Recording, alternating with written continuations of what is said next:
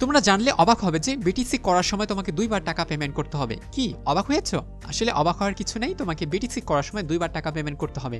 এখন তোমাকে আমি প্রমাণ দেখাবো, তোমরা প্রমাণ ছাড়া তো বিশ্বাস করতে পারবে না। সো চলো আমরা প্রমাণ দেখব যে তোমাকে বিটিসি করার সময় 2 বার টাকা পেমেন্ট করতে হবে। কিন্তু যারা ইটিসি করবে, ইটিসি করার জন্য তাদের একবারই টাকা পেমেন্ট করতে হবে, তাদের 2 বার টাকা পেমেন্ট করতে হবে না। সো ডিয়ার স্টুডেন্ট, তাহলে চলো আমরা একটু প্রমাণটা দেখে নিই যে আমাদের কত টাকা পেমেন্ট করতে হবে এবং কয়বার পেমেন্ট করতে হবে।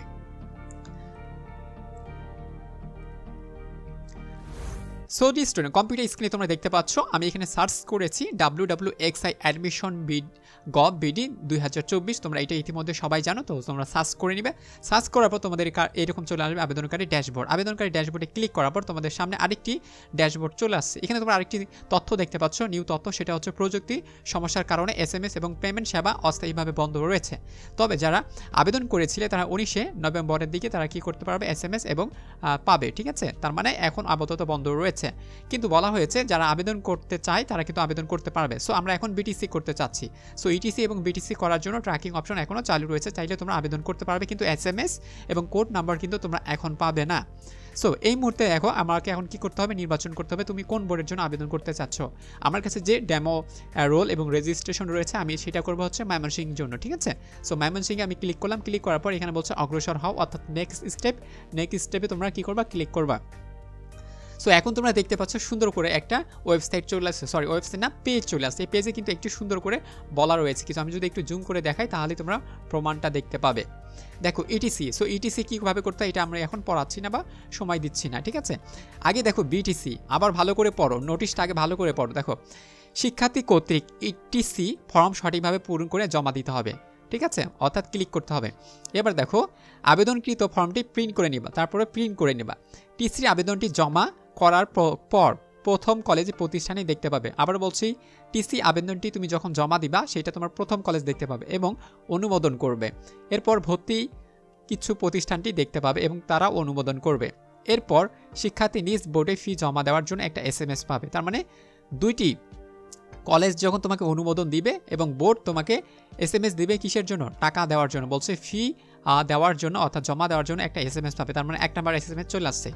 এরপর নিজ বোর্ড কর্তৃক অনুমোদন, চূড়ান্ত অনুমোদনের পর শিক্ষার্থীর গন্তব্য বোর্ড আবেদনটি দেখতে পাবে। তার মানে তুমি যে বোর্ডে এখন যেতে চাচ্ছ, তুমি ধরো ময়মনসিংহ বোর্ডে পড়ো, ময়মনসিংহ থেকে ঢাকাতে যাবা, তাহলে ময়মনসিংহ বোর্ড তোমাকে কর্তৃপক্ষ একটা SMS পাঠাইলো, তাহলে ময়মনসিংহ বোর্ডে তোমাকে টাকাটা কী করতে হবে, পেমেন্ট করতে হবে প্রথম SMS-এ।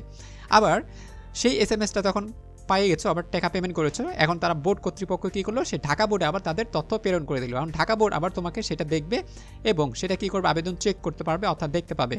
শিক্ষার্থীর গন্তব্য বোর্ডে ফি জমা দিতে হবে। এবার বলছে দেখো শিক্ষার্থীর গন্তব্য বোর্ডে ফি জমা দেওয়ার জন্য একটি SMS পাবে। 2 নম্বর SMS-টা তোমার দ্বিতীয় বোর্ডে অর্থাৎ ঢাকা বোর্ডে তোমাকে টাকা দেওয়ার জন্য SMS দেওয়া হবে। তাহলে 2টা SMS পেয়েছো, 2বার তোমাকে টাকা দেওয়ার জন্য বলা হয়েছে। অতঃপর শিক্ষার্থী গন্তব্য বোর্ড কর্তৃক চূড়ান্ত আবেদনের পর শিক্ষার্থী আরেকটি SMS পাবে, অর্থাৎ যখন তোমার চূড়ান্ত হয়ে যাবে যে তুমি ট্রান্সফার নিতে পারবা, তখন তোমার কাছে আরেকটি SMS আসবে।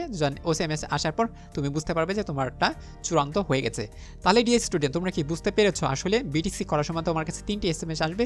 তার প্রথমে একটা SMS আসবে, সেটা হচ্ছে তোমার নিজস্ব বোর্ড যেটাতে তুমি এখন রয়েছো, সেটাতে তোমাকে টাকা পেমেন্ট করতে হবে। দ্বিতীয় নম্বর SMS আসবে, তুমি যে বোর্ডে যেতে চাচ্ছ সেই বোর্ডে তোমাকে টাকা পেমেন্ট করতে হবে। তৃতীয় নম্বর SMS আসবে, সেটা হচ্ছে তোমার চূড়ান্ত আবেদন গ্রহণ করা হবে। এটা আসলে ছিল তোমাদের বিটিসি করার নিয়ম। অনেকেই জানে না যে বিটিসি কীভাবে করতে হয়। সো দেখতে পাচ্ছ টিসি শ্রেণী, সো আমি টিসি শ্রেণীটা এখানে সিলেক্ট করলাম। পূর্ববর্তী সেটা হচ্ছে SSC দিলাম। রোল নাম্বার, এটা একটা আমি রোল নাম্বার দিচ্ছি। এইটা যেহেতু আমি কারো একটা রোল নাম্বার নিয়েছি, সো আমি এটা হাইড করে দেবো, তোমাদের দেখতে পাবে না। দেন পরীক্ষার বছর কত সাল ছিল, 24 সাল। গন্তব্য বোর্ড অর্থাৎ আমি যে বোর্ডে যেতে চাচ্ছি, তার মানে আমি এটা কি করেছিলাম, ময়মনসিংহ বোর্ডে, ওই যে প্রথম যেটা ছিল ময়মনসিংহ বোর্ড নির্বাচন করেছিলাম। তাহলে আমি এখন কোথায় যেতে চাচ্ছি, ঢাকা বোর্ডে, অর্থাৎ বিটিসি করতে চাচ্ছি। এখানে দেখো বিভিন্ন বোর্ড হলে তোমাকে বিটিসি অর্থাৎ অন্য বোর্ডের নাম লিখতে হবে। তাহলে আমি ময়মনসিংহ ছিলাম, ময়মনসিংহ থেকে আমি এখন ঢাকা বোর্ডে যাব। সো আমি এখানে কি করবো, ঢাকা বোর্ডের নাম সিলেক্ট করে দেবো। সিলেক্ট করলে এখন আমার পরবর্তী কাজ হচ্ছে, তোমাকে দেখতে পাচ্ছ, আমি একটু জুম আউট করে দিই। পরবর্তী কাজ হচ্ছে তুমি দেখতে পাচ্ছ যে পরবর্তী অর্থাৎ নেক্সট স্টেপে দিতে হবে। নেক্সট স্টেপ আমি ক্লিক করব। ক্লিক করার পর আমার সামনে এখন সুন্দর করে একটা পেজ চলে আসছে, দেখতে পাচ্ছ। সো এই পেজে এখন আমার ইনফরমেশনগুলো তোমাকে পূরণ করে দিতে হবে, অর্থাৎ পার্সোনাল যে ইনফরমেশনগুলো রয়েছে সবার, সেগুলো পূরণ করে দেবো। আমি এখানে হাইড করে দেবো, কারণ এটা আরেকটা ভাইয়ার থেকে আমি কালেক্ট করেছি। সো তাই সে অনুরোধ করেছে, সেই জন্য কোনোভাবে এগুলো দেখানো না হয়, তো আমি এখানে হাইড করে দেবো, ঠিক আছে। সো মোবাইল নাম্বার দিতে হবে সঠিকভাবে, তারপরে গুরুত্বপূর্ণ একটা কোড পাবে, সেই কোডটা তুমি আজকে পাবে না বা কালকেও পাবে না, সেটা বলা হয়েছে 19-এ, তার মানে আগামীকাল পেতে পারো, 19শে নভেম্বর তুমি পাবা, ঠিক আছে। গন্তব্য প্রতিষ্ঠান, তোমার প্রতিষ্ঠানের নাম দিবা, তুমি কোথায় যেতে চাচ্ছ, টিসির কারণটা তোমাকে সঠিকভাবে দিতে হবে, প্লাস এখানে একটা টিক চিহ্ন দিতে হবে, দেন তোমাকে জমা দিতে হবে। জমা দিলে তোমাকে একটা প্রিন্ট দেবে, সেই প্রিন্টটা তুমি কী করবা, প্রিন্ট করে নিয়ে তুমি সোনালী ব্যাংকে গিয়ে টাকা জমা দিবা, ঠিক আছে। তার মানে বুঝতে পারছো তোমাকে 2বার কিন্তু টাকা জমা দিতে হবে সোনালী ব্যাংকে গিয়ে। আমি বুঝাইতে পারছি কিনা বিষয়টা, আশা করি বুঝতে পারছো। যদি তারপরও সমস্যা হয়ে থাকে অবশ্যই কমেন্ট সেকশনে জানিয়ে দেবে, এতে করে আমি তোমাদের সকল প্রশ্নের উত্তর যথাসম্ভব রয়েছে দেওয়ার চেষ্টা করব। সো ভালো লাগলে ভিডিওটি বন্ধুদের সাথে শেয়ার করে দাও এবং অবশ্যই আপডেট ভিডিওগুলো দেখার চেষ্টা করবে সর্বদা। সো তাহলে নতুন নতুন তথ্য তোমরা জানতে পারবে। So thank you very much.